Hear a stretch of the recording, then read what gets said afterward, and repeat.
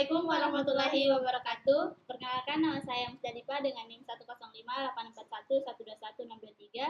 Saya Reska Malia Rusli dengan NIM 1058411202223.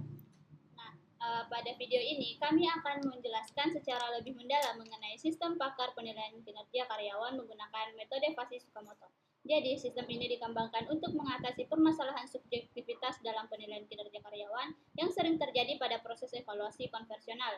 Nah, penjelasan akan dibagi ke dalam 4 poin utama, yaitu konsep metode Fasi Tsukamoto, variabel dan aturan sistem, terus ada output hasil evaluasi, serta visualisasi dan implementasi hasil. Pada poin pertama membahas mengenai metode Fasi Tsukamoto. Metode Fasi Tsukamoto merupakan salah satu pendekatan dalam sistem inferensi Fasi yang sangat sesuai digunakan untuk permasalahan pengambilan keputusan yang melibatkan ketidakpastian dan penilaian subjektif seperti penilaian kinerja karyawan. Dalam penilaian kinerja, nilai yang diberikan tidak selalu dapat diklasifikasikan secara tegas ke dalam satu kategori tertentu.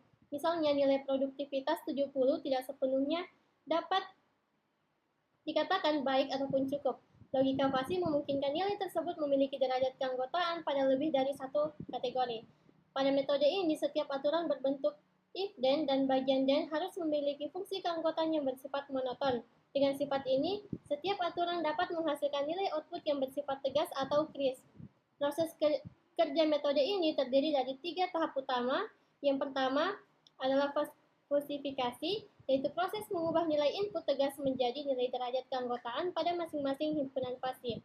Tahap kedua adalah inferensi, yaitu proses evaluasi aturan Fasi untuk memperoleh nilai predikat yang menunjukkan tingkat kebenaran suatu aturan berdasarkan kondisi input. Tahap terakhir adalah defusifikasi, yaitu proses penggabungan seluruh nilai output dari aturan aktif menggunakan metode rata-rata terbobot untuk menghasilkan satu nilai kinerja akhir. Nah, adapun poin kedua, kita akan membahas variabel, himpunan Fasi, dan aturan sistem. Jadi, sistem ini menggunakan 4 variabel input utama, yaitu produktivitas, kualitas kerja, kedisiplinan, serta kerjasama. Jadi, keempat variabel tersebut dipilih karena dianggap mewakili aspek utama kinerja karyawan dalam suatu organisasi. Jadi, setiap variabel input memiliki rentan nilai 0 hingga 100 dan dibagi ke dalam beberapa himpunan Fasi, seperti rendah, sedang, dan tinggi. Pembagian ini memungkinkan sistem untuk menangkap perubahan nilai secara bertahap, bukan secara kaku. Jadi, variabel output dalam sistem ini adalah penilaian kinerja karyawan yang dibagi ke dalam 5 kategori linguistik, yaitu sangat buruk, buruk, cukup, baik, dan sangat baik.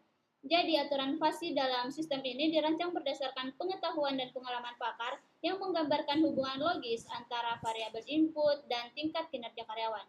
Sebagai contoh, jika produktivitas dan kualitas kerja berada pada tingkat tinggi, namun kedisiplinan dan kerjasama berada tingkat sedang, maka penilaian kinerja tidak langsung dikategorikan sangat baik, melainkan disesuaikan dengan kekuatan aturan yang aktif.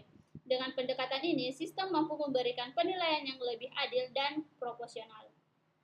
Nah, pada poin ketiga itu ada output hasil evaluasi dan analisis data.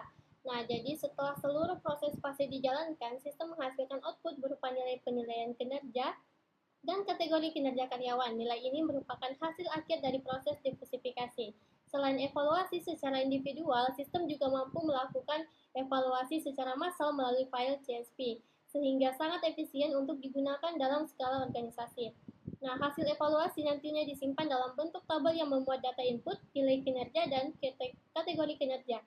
Data ini dapat digunakan kembali untuk keperluan dokumentasi maupun analisis lanjutan.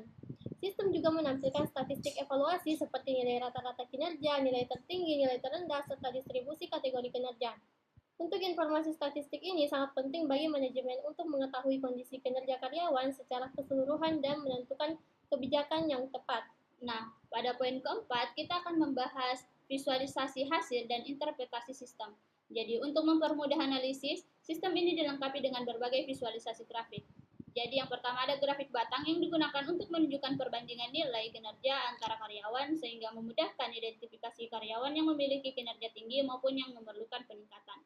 Yang kedua ada diagram lingkaran untuk menampilkan distribusi kategori kinerja karyawan yang memberikan gambaran proporsi kerja karyawan pada setiap kategori. Nah, yang ketiga ada scatter plot yang digunakan untuk menganalisis hubungan antar variabel input dan output, seperti hubungan antara produktivitas dan penilaian kinerja, dengan indikator tambahan berupa warna dan ukuran titik. Jadi selain itu, ada juga visualisasi fungsi keanggotaan fasi yang ditampilkan untuk menunjukkan bagaimana nilai input dipetakan ke dalam derajat keanggotaan, sekaligus sebagai validasi bahwa sistem bekerja sesuai dengan teori logika fasi. Untuk melihat output dari proyek kami itu Python 3.